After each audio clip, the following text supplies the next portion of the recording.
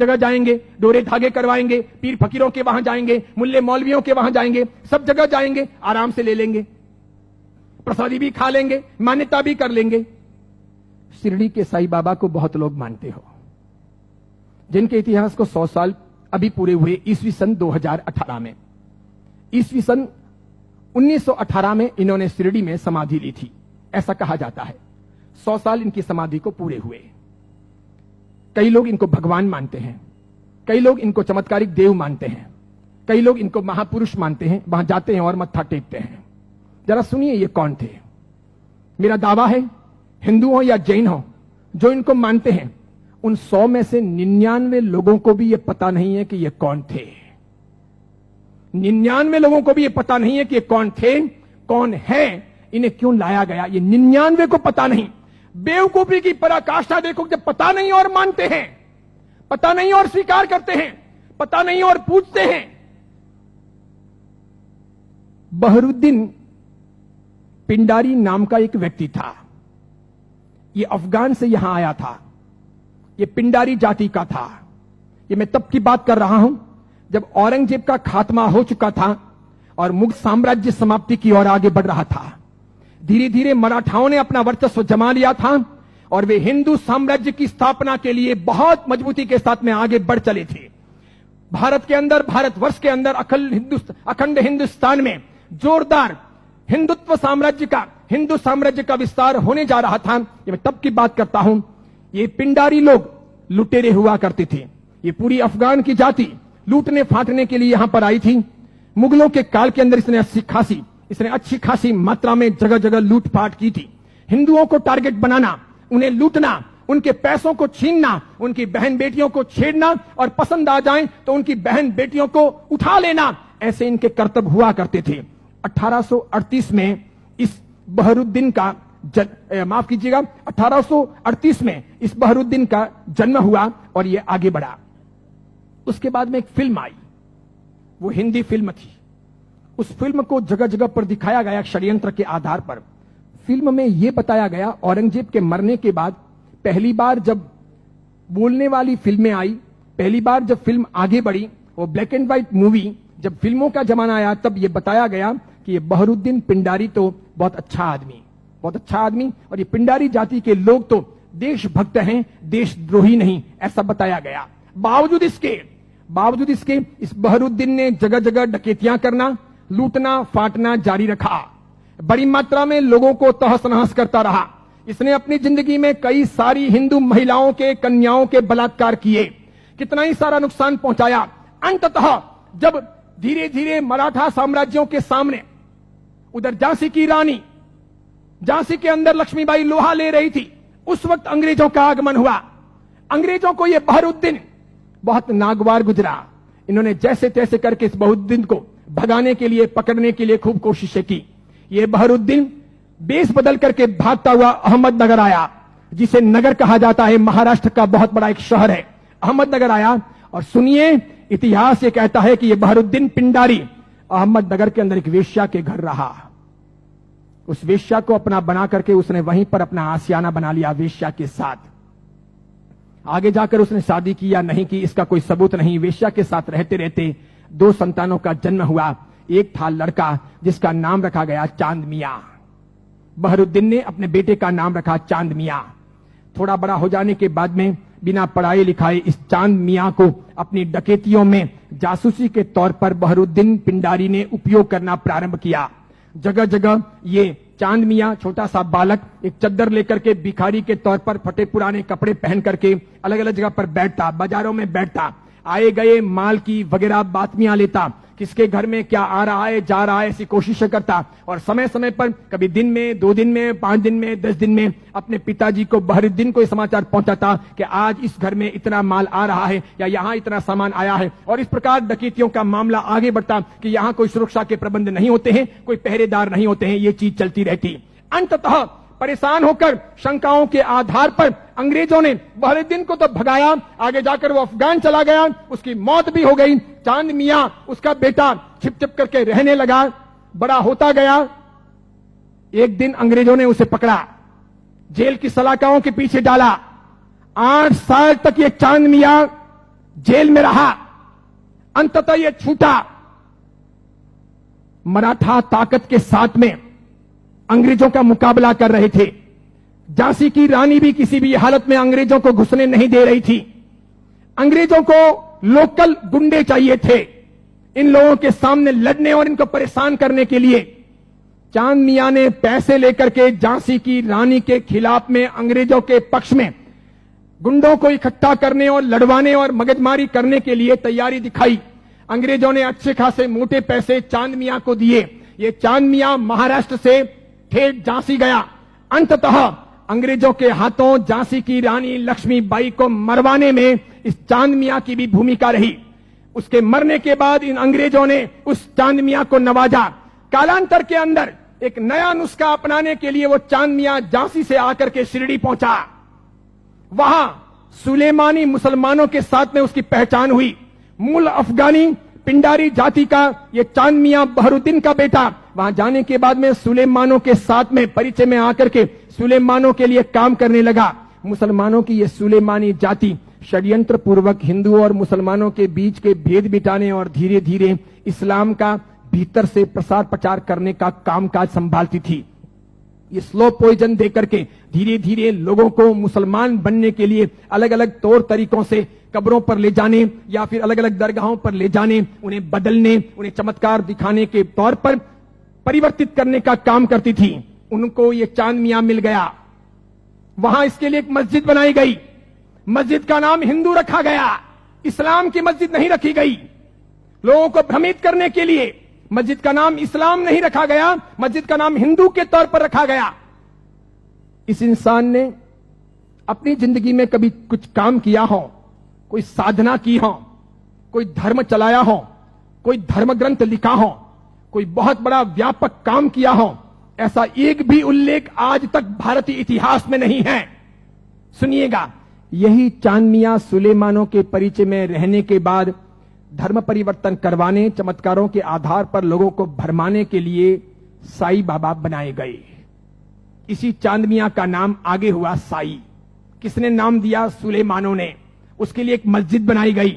बाद में वो हिंदुओं और मुसलमानों के बीच में सामंजस्य स्थापित करने के लिए फरिश्ते के तौर पर प्रस्तुत किया गया।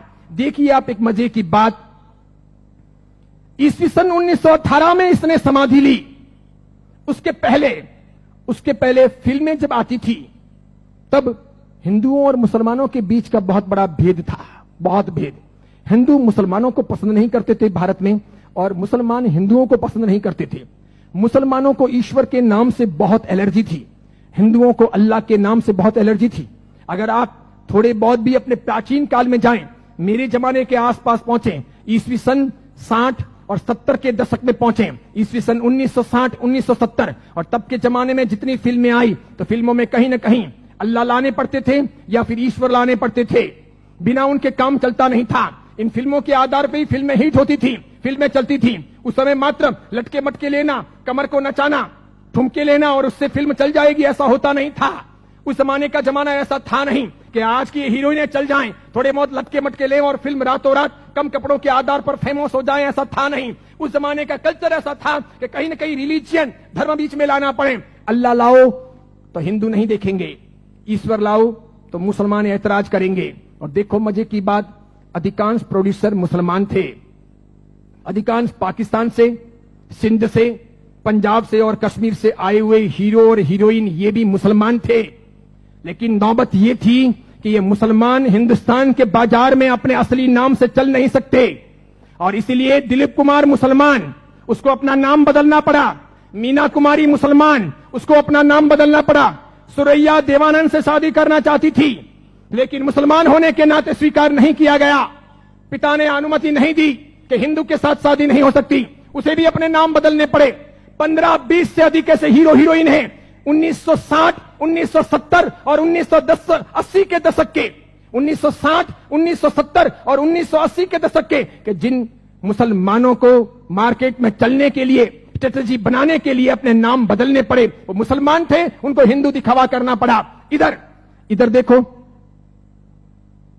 जावेद अख्तर हो, सलीम खान हो, नौशाद हो और महमूद खान हो, ये सभी ऐसे प्रोड्यूसर थे जो जन्म से मुसलमान थे, इरादे से मुसलमान थे, हैं भी, इसके सिवाय अन्य अन्य आए और इन लोगों को अपनी फिल्में चलानी थी।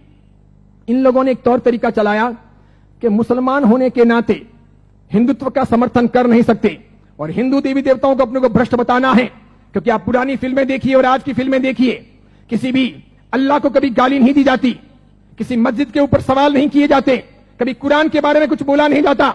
लेकिन हिंदू देवी देवताओं की फिल्मों में मजाक होगी।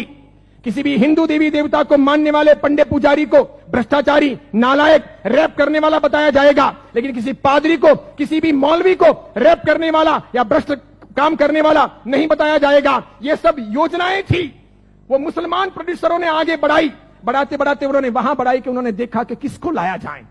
तब उन लोगों को साईं बाबा को लाना ठीक लगा कि ये है तो मुसलमान लेकिन हिंदुओं के बीच में खप जाएगा, है मुसलमान हिंदुओं के बीच में बिक भी जाएगा, है मुसलमान हिंदू मुस्लिम के बीच में अपना रास्ता अच्छा सा तय करवा देगा। तो पहली आई 1977 में फिल्म अमर अकबर एंथोनी। ऋषि कपूर ने उसमें इस साईं बाबा के नाम पर एक लाजवाब गीत गाया, हाथों हाथ वो बिका।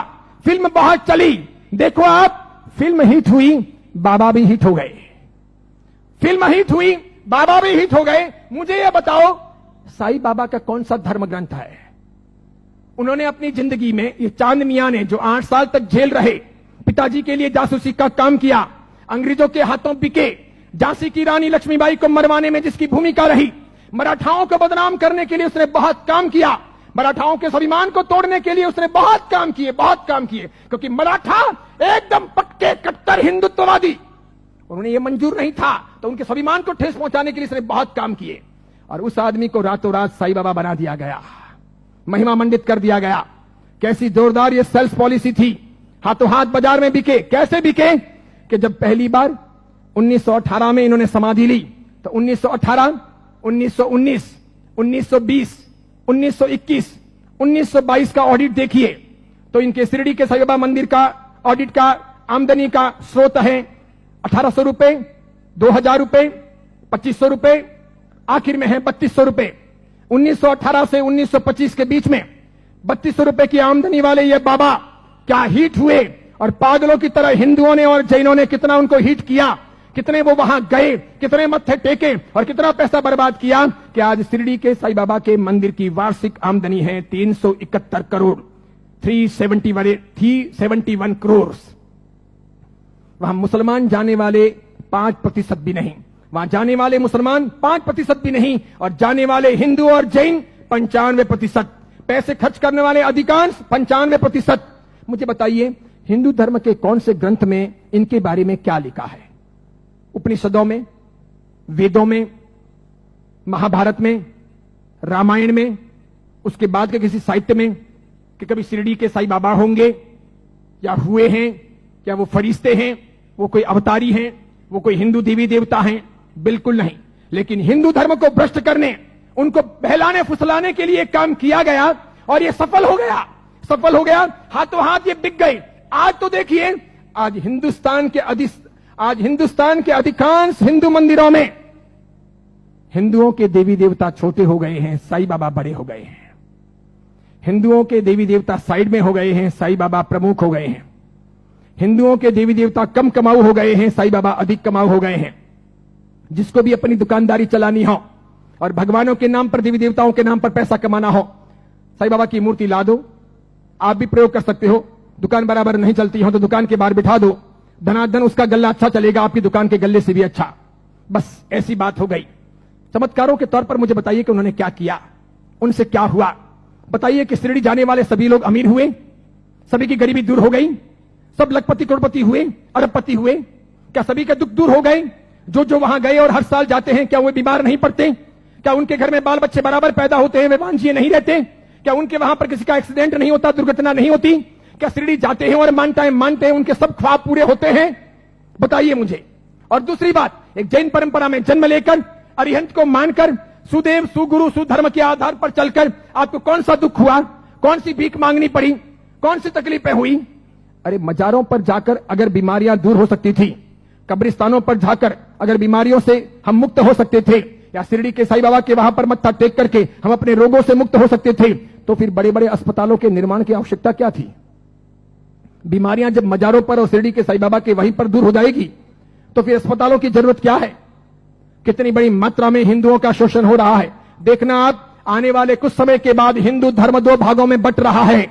आज मैं उद्घोषणा कर रहा हूं, यह बहुत बड़ी भविष्यवाणी है। इन दोनों के बीच में गहरा संघर्ष चलेगा और इन दोनों के बंटवारे में, इन दोनों की लड़ाइयों में दूसरे धर्म के लोग हावी हो जाएंगे। वे अपना रास्ता तय कर लेंगे और इस प्रकार उनका षड्यंत्र सफल हो जाएगा। आगे जाकर के अब दो प्रकार के हिंदू आपको देखने को मिलेंगे। हिंदू धर्म दो भागों में बंटेगा, एक साई भक्त हिंदू, दूसरे सनातनी हिंदू। दो प्रकार के हिंदू आपको देखने को मिलेंगे। एक वे जो साईं बाबा को मानते हैं, दूसरे वे जो साईं बाबा को नहीं मानते हैं। कई सारे हिंदू पंडित पुजारी हैं, कई सारे हिंदू संत महात्मा हैं, उनको भी अक्ल नहीं है। वे भी शिरडी के साईं बाबा के वहां पर जाते हैं और उनको मानते हैं और उनके मंदिर बनाते हैं और उनकी पूजा करते हैं। उनको पता नहीं कि राम का इतिहास है, कृष्ण का इतिहास है, बजरंग बली का इतिहास है, महाभारत का इतिहास है, रामायण का इतिहास है, देवी देवताओं का इतिहास है। इनका कोई इतिहास नहीं। ये हिंदू नहीं, ये साधक नहीं। जैन साधु साध्वी भी शिरडी जाते हैं तो यदा कदा दर्शन करने के लिए वहां चले जाते हैं और कर्म फोड़ के चले आते हैं। कितने बेशर्म होते हैं ऐसे जैन साधु साध्वी। क्यों उन्होंने पंच महाव्रत लिए हैं? क्यों उन्होंने सफेद कपड़े पहने हैं? मैंने कितने ही अलग अलग अपने संप्रदायों के जैन साधु साध्वियों को यात्रा के दौरान शिरडी जाते हुए देखा। वहां जैन मंदिर भी है, उपाश्रय भी है, स्थानक भी है, और उसके बाद में कभी न कभी वहां के श्रावकों को कहकर या अपने चेले चपाटियों को साथ में लेकर वे शिरडी के साईं बाबा के मंदिर में दरबार में चले जाते हैं। जिस इंसान ने बलात्कार किया हो, डकैतियां की हो, चीना झपटी की हो, जिसने झांसी की रानी को मरवाया हो, जिसने हिंदुत्व का नाश किया हो, जिसका ऐसा कामकाज रहा हो, उसको रातों रात फरिश्ता बनाया गया हो और उसे हम पूजे। ये कौन से देवी देवता हुए? ये कौन सा चमत्कार हुआ? ये क्या क्या साधना के उच्चतम बिंदु हुए? बताइए, आदर्श कहां है? नैतिकता कहां है? योग्यता कहां है? बहुत सारे लोग ख्वाजा मोइनुद्दीन चिश्ती की दरगाह पर जाते हैं,